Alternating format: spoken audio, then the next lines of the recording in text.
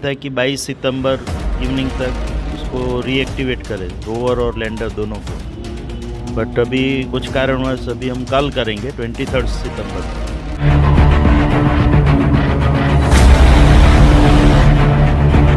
नमस्कार, मैं अभिनेंद्र और आपने देखना शुरू कर दिया है द प्रिंट लाइन्स। बड़ी खबर चंद्रयान 3 को लेकर आ रही है। विक्रम लैंडर और प्रज्ञान रोवर को चांद की सतह पर सुला दिया गया था ताकि चांद पर जब दोबारा दिन हो तो रोवर और लैंडर पे लगे सोलर पैनल फिर से एक्टिव किए जा सकें। आज जब चांद पर फिर से दिन की शुरुआत हो रही है तो रोवर और लैंडर को फिर से जगाने का प्रयास इसरो के वैज्ञानिक करने वाले हैं। इस पर क्या कुछ कहना है इसरो से जुड़े वैज्ञानिक का, आइए सुनते हैं। देखिए, ये दुनिया उम्मीदों की भरोसा में रहती है, तो हम उम्मीद करते हैं इसरो के इंजीनियरों ने उतना प्रिकॉशन लिए होंगे, जितना पॉसिबल कोशिश किए होंगे। जब बाहर का टेम्परेचर -130 डिग्री भी हो जाए, जब चांद का जब रात होती है, तो तभी भी अंदर का टेम्परेचर अंततः -30 डिग्री सेंटीग्रेड ऐसा मेंटेन किए होंगे थर्मल मैनेजमेंट से, जो भी है। अभी तो डिज़ाइन एक बात है, कभी कभी उसमें फेल्योर भी होती है, तो हमको पता नहीं। बट ये इसरो वालों ने, डिज़ाइनर ने ये सक्सेसफुली इसको अंदर का टेम्परेचर थोड़ी भी मेंटेन किए होंगे, तो मेरे ख्याल पे कोई भी इलेक्ट्रॉनिक्स ख़राब नहीं होगी। तो आज जगने का चांस है। ऑलरेडी सुबह 6 बजे से उधर का इंडियन टाइम तकरीबन 5:30 यूटी से ये उधर दिन चालू हो गई।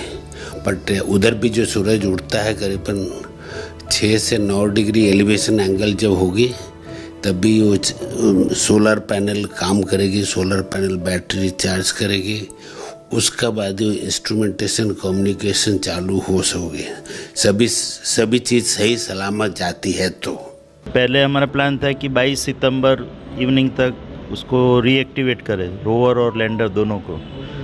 बट अभी कुछ कारणवश अभी हम कल करेंगे 23 सितंबर को। 23 सितंबर को फिर से लैंडर और रोवर को स्लीप मोड से बाहर निकाल के रीएक्टिवेट करने का प्लान है। अब तक कितना डेटा भेजा है, कितना मीटर वहाँ पे चंद्रयान वहाँ पे मूव किया है? तो रोवर पहले तो हमारा प्लान था लगभग 300 से 350 मीटर घुमाने का, बट कुछ कारणवश और जो एक अर्थ स्टेशन अवेलेबल नहीं था JPL का, तो उसके कारण मूवमेंट अभी सेंचुरी हमने पार कर दिए। अराउंड 105 मीटर मूवमेंट रोवर का वहाँ पे हो चुका था पिछले, जब लास्ट टाइम 10 दिनों तक हमने रोवर को वहाँ पे चंद्र की सतह पे घुमाया था। तो काफ़ी डेटा उसमें आया है। जो लैंडर के 4 पेलोड है, वो तो लैंडर तो वहीं पे खड़ा है, और उसी तरह रोवर 105 मीटर घूम के उसके जो 2 पेलोड हैं वहाँ पे उससे डेटा कलेक्ट किए हैं। तो पूरा डेटा अभी इधर आर्काइव हो चुका है और साइंटिस्ट उस पर काम कर रहे हैं। हमारा जो चंद्रयान 3 गए थे, उसका जो विक्रम लैंडर और रोवर प्रज्ञान था, उसका लाइफ पीरियड 14 दिन था। तो 14 दिन के लिए इसको डिज़ाइन किया गया था। तो 14 दिन के बाद ये स्लीप मोड में चले गए थे, क्योंकि वहाँ पे अंधेरा हो जाते, नाइट टाइम में वहाँ पे टेम्परेचर बहुत कम हो जाते, -200 डिग्री सेंटीग्रेड से कम हो जाते। तो इससे क्या होता है कि जो हमारा पावर सप्लाई के लिए जो बैटरीज़ है, वहाँ उसके अंदर जो केमिकल्स है, रसायन है, उसका जो काम करने का तरीका या प्रॉपर्टी चेंज हो जाता है। तो संभवतः बैटरी और काम नहीं करेगा, कुछ साइंटिस्ट का ये मत है। तो बैटरी काम नहीं करेगा तो कोई भी पावर जनरेशन नहीं हो पाएगा, तो कोई भी सिस्टम काम नहीं कर पाएगा। अगर ये टेम्परेचर को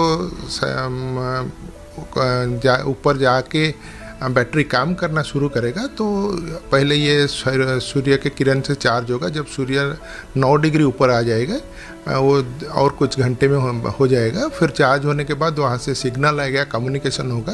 धीरे धीरे एक के बाद एक इंस्ट्रूमेंट काम करने का उसको कोशिश किया जाएगा। देखिए, जो हमारा था 14 दिन काम करने के बाद, जब अंधेरे आने से पहले रोवर को घुमा के उसका जो सौर पैनल है, सोलर पैनल है, उसको हम ईस्ट ओर रख दिया है। तो इसको टिल्ट ऐसे रहा कि जब 8-9 डिग्री ऊपर आ जाएगा सन, उसके बाद वो चार्जिंग होना शुरू होगा। और ये जो पोजीशन है वहाँ से फिर वो काम करना शुरू करेगा। और लैंडर जो पोजीशन में वहीं पे है, आप लैंडर का कुछ एक्सपेरिमेंट में किए थे हमने, कुछ हॉपिंग एक्सपेरिमेंट, तो लेकिन वो सुरक्षित उधर है। उसका भी जो पैनल है वो ईस्टर्न डायरेक्शन में है। जब सूर्य ऊपर आएगा फिर कुछ टेम्परेचर बढ़ेगा और फिर चार्जिंग होगा, उसके बाद कोशिश किया जाएगा कि वो काम करने के लिए। सक्सेस हो गया तो कितना बड़ा अचीवमेंट होगा भारत के लिए? देखिए, ये जो सक्सेस हो जाएगा तो ये भारत के लिए बहुत बड़ा अचीवमेंट होगा, क्योंकि भारत पहले ऐसे देश होगा जो साउथ पोल में 14 दिन स्लीप मोड के बाद फिर दोबारा कोई भी जान को एक्टिवेट किया और एक्टिवेट करने के बाद फिर उसको काम करने के शुरू किए।